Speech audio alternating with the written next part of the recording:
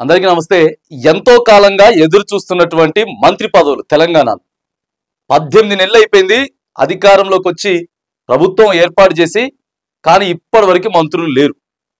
ఈ మంత్రుల విషయానికి సంబంధించి ముఖ్యమంత్రి రేవంత్ రెడ్డి గారు ఎన్నోసార్లు ఢిల్లీకి పోయి వచ్చిండు. ఢిల్లీకి పోయిన ప్రతిసారి ఇంకేమున్నది, మాకు ఫైనల్ అయిపోయినాయి. ఆయన పేరు ఫైనల్, ఈయన పేరు ఫైనల్. రీసెంట్ గా ఒక నెల రోజుల నుంచి ఇంకా ముమ్మరం చేసి నెల రోజులలో 3-4 సార్లు పోయి వచ్చిండు పిసిసి చీఫ్ మహేష్ కుమార్ గౌడ్, తర్వాత ముఖ్యమంత్రి రేవంత్ రెడ్డి. కానీ 18 నెలల వరకు మంత్రులు లేకపోవడం మామూలు విషయం కాదు. వీళ్ళ దగ్గర పెట్టుకున్నారు మంత్రి పదవులన్నీ. రేవంత్ రెడ్డి గారి దగ్గర మొత్తం ఒక 5-6 కీలకమైనటువంటి శాఖలు ఉన్నాయి. ఉత్తమ్ కుమార్ రెడ్డి గారి దగ్గర 2-3 ఉన్నాయి. పొంగులేటి శ్రీనివాసరెడ్డి గారి దగ్గర ఒక 2 శాఖలు ఉన్నాయి. ఇట్లా వీళ్ళే అనుభవిస్తా ఉన్నారు. బీసీలకు ఇచ్చేటటువంటి ప్రాధాన్యత చేయట్లేదు. ఎస్సీలకి, ఎస్టీలకి, బీసీలకి, మైనారిటీలకి చోటు దక్కట్లేదు. మరి మేము మొత్తం సామాజిక న్యాయం చేస్తాం, ఏ ప్రాంతం నుంచి ఏ నాయకుడున్నాడో ఆ ప్రాంతానికి న్యాయం చేస్తామని చెప్తున్నారు, కానీ చేయట్లేదు. ఎందుకంటే కేసీఆర్ ప్రభుత్వం ఉన్నప్పుడు ఒక 3 నెలలు లేట్ అయింది మంత్రులు పెట్టడం. 3 నెలలు లేట్ అయితే ఇదే కాంగ్రెస్ పార్టీ కేసీఆర్కి మంత్రులు పెట్టడం సేదగాట్లేదే బాబు, పరిపాలన కరెక్ట్ గా జరగట్లేదని చెప్పి క్వశ్చన్ చేశారు వాస్తవంగా. కానీ ఇక్కడ 18 నెలలు అయిపోయింది. కానీ ఎందుకంటే ఒకరికి ఇస్తే ఇంకొకరికి కంట అవుతారు. అసలుకే వర్గాలు ఉన్నాయి. సర్పంచ్ ఎన్నికలు కావచ్చు, మంత్రివర్గ విస్తరణ కావచ్చు, పిసిసి చీఫ్ కార్యవర్గం ఏదైతే ఉందో ఇది కావచ్చు. ఈ 3 చాలా కీలకం. ప్రభుత్వానికి మంత్రులు చాలా కీలకం, సర్పంచులు చాలా కీలకం. 18 నెలల నుంచి సర్పంచులు లేరు, 18 నెలల నుంచి మంత్రులు లేరు. 6 మంత్రులు ఖాళీగా ఉన్నాయి. 6 మంత్రులు ఖాళీగా ఉంటే ఇక పిసిసి కార్యవర్గం చీఫ్ మహేష్ కుమార్ గౌడ్ గారిని పెట్టింది తప్ప దాని కింద అసలు టీమే లేదు.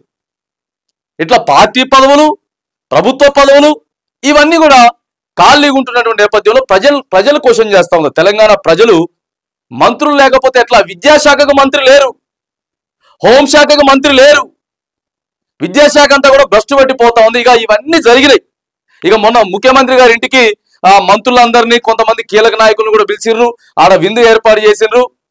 ఏదేమైనా కానీ ఉన్నటువంటి 6 మంత్రి పదవులలో 6 మంత్రి పదవులు ఏవైతే ఖాళీగా ఉన్నాయో 6లో ఇప్పుడు 3 మంత్రి పదవులు డిసైడ్ అయిపోయినాయట, ఫైనల్ అయిపోయినాయి.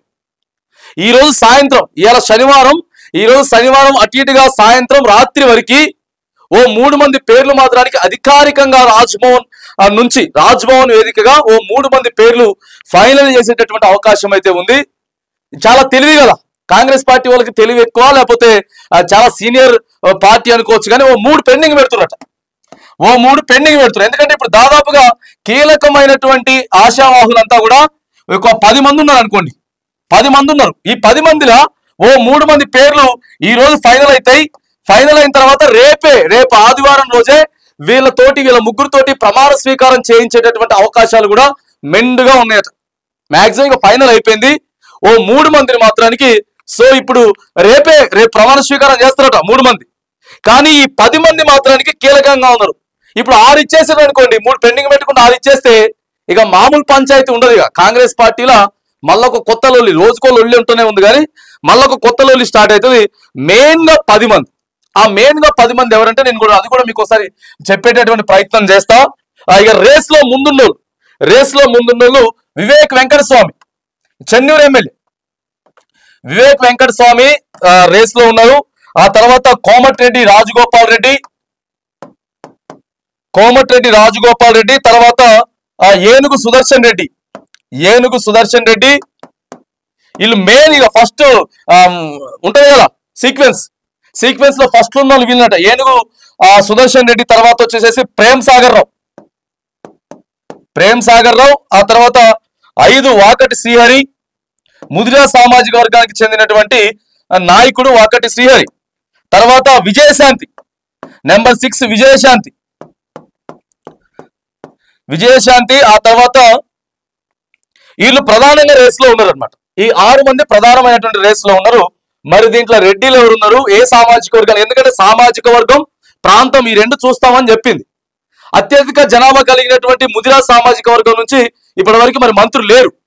కాబట్టి మాక్సిమం వాకటి శ్రీహరికి ముదిరాజ్ సామాజిక వర్గం నుంచి ఇచ్చేటటువంటి అవకాశాలు అయితే ఉన్నాయట. ఆ తర్వాత ఇక మహిళగా మనకి మరి ఎమ్మెల్సీగా తీసుకున్నారు కాబట్టి విజయశాంతికి, ఇక రాములమ్మకి కూడా ఇచ్చేటటువంటి అవకాశాలు కూడా ఉన్నాయి. తర్వాత ఇక నల్గొండ కోట నుంచి బీసీ కోటలో బీర్ల ఐలయ్య 7. సో ఇదొక పేరు కూడా వినపడతా ఉన్నది. ఆ తర్వాత వచ్చేసేసి బీర్ల ఐలయ్య తర్వాత ఎస్టీ కోటలో శంకర్ నాయక్ పేరు వినపడతా ఉన్నది 8. ఎస్టీ కోట నుంచి శంకర్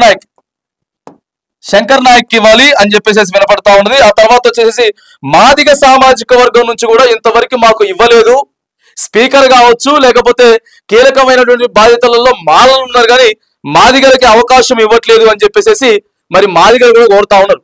ఆ తర్వాత 9 వచ్చేసేసి ముస్లిం మైనారిటీ నుంచి అమీర్ అలీ ఖాన్ పేరు వినపడతా ఉంది. అమీర్ అలీ ఖాన్. సో మాక్సిమం ఈయన పేరు ఖరారయ్యేటటువంటి అవకాశం ఉంది. కాకపోతే ఈ 3లో అవుతుందా లేకపోతే తర్వాత ఇచ్చే 3లో అవుతుందా అనేది సో కొంత ఉన్నది. తర్వాత ఏనుగు సుదర్శన్ రెడ్డి పేరు కూడా వినపడతా ఉన్నది 10 ఏనుగు సుదర్శన్ రెడ్డి. తర్వాత 11 వచ్చేసేసి మదన్ మోహన్ రావు. ఆ తర్వాత వచ్చేసేసి 12 వచ్చేసేసి ఆది శ్రీనివాస్. ప్రధానంగా వీళ్ళు 6 మంది, ఈ 12 మంది 6 కోసం పోటీ పడతా ఉంటే ఈ 12 మందిలో ఓ 3 పేర్లు మాత్రానికి ఫైనల్ చేసేటటువంటి అవకాశం అయితే ఉందట. ఓ 12 మందిలో 3కి ఇస్తారు, ఈ 3 పెండింగ్ లో పెడతారు. అవసరమైతే ఇక ఈ సంవత్సరం చివరి దాకా కూడా పెండింగ్ పెట్టేటటువంటి అవకాశం అయితే ఉంటుంది. కాకపోతే ఒక 3కి మాత్రానికి బెర్త్ కన్ఫామ్ అయిపోయింది. ఈ రోజు సాయంత్రమే అధిష్టానం అంతా కూడా ఇక ఫైనల్ చేసేసింది లిస్టు. కాకపోతే ఎవరి ఊహగానే వాళ్ళకున్నాయి కానీ కొంత ఆసక్తిగా ఉన్నది. ఆ 3 ఎవరు అనేది మాత్రానికి చాలా హాట్ టాపిక్ గా నడుస్తా ఉన్నది. తర్వాత మరి ఇక అదృష్టవంతులైతే ఎవరు, ఎందుకంటే మంత్రి పదవి అనేది ఓ మంచి అదృష్టం. 10 ఏళ్ళు రాజకీయంలో ఉండే ప్రతిపక్షంలో ఉండం, ఇలా వచ్చింది, అధికారం వచ్చింది. సో ప్రభుత్వంలో మంత్రిగా పనిచేస్తే అది ఎప్పటికైనా గుర్తింపే. వాళ్ళ టోటల్ ఫ్యామిలీ అంతా కూడా గుర్తింపు ఉంటుంది. కాబట్టి ఓ 3 మందిని మాత్రం ఫైనల్ చేయబోతా ఉన్నారు. ప్రధానమైనటువంటి రేస్ లో వీళ్ళున్నారు. ఇక ఎస్సీ కోటి, ఎస్టీ కోటి, బీసీ కోటి, మైనారిటీకి ఒకటి, ఆ తర్వాత మరి రెడ్డి సామాజిక వర్గానికి ఒక 2 అని చెప్తున్నటువంటి నేపథ్యంలో ఈ 6లో 3 ఎవరు అనేది ఈరోజు మాక్సిమం సాయంత్రం తర్వాత అధికారికంగా ప్రకటన చేసేటటువంటి అవకాశం అయితే ఉందట.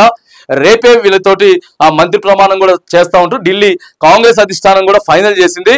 ఇంకో 3 మందిని పెండింగ్ లో పెట్టి సో మళ్ళీ ఎవరెవరినైతే తీసుకుంటే బాగుంటుంది ఆ 3 మందిని తీసుకొని మిగతా వాళ్ళకి అటు పిసిసి కార్యవర్గం నుంచి జనరల్ సెక్రటరీలు కానీ లేకపోతే వర్కింగ్ ప్రెసిడెంట్లు కానీ ఇచ్చి సో వీళ్ళందరికీ సర్దుబాటు చేసేటటువంటి ప్రయత్నం అయితే చేస్తా ఉన్నారని చెప్పేసి ఇటు ఇన్ఛార్జ్ మీనాక్షి నటరాజన్ కానీ, ముఖ్యమంత్రి రేవంత్ రెడ్డి కానీ, పిసిసి చీఫ్ మహేష్ కుమార్ గౌడ్ గారు కానీ వీళ్ళు 3 చాలా కీలకంగా మరి ఢిల్లీకి వెళ్లి అధిష్టానంతో మాట్లాడి చర్చలు జరిపిన తర్వాత ఈ రోజు కీలకమైనటువంటి ప్రకటన అయితే ఒకటి రాబోతా ఉన్నది. మరి మంత్రుల్ని అయితే ప్రకటించబోతా ఉన్నారు. రేపే ప్రమాణ స్వీకారం చేసేటటువంటి అవకాశాలు కూడా ఉన్నాయని చెప్పేసి ప్రస్తుతం తెలంగాణ రాజకీయాల్లో హాట్ టాపిక్ చూస్తా ఉన్నాం.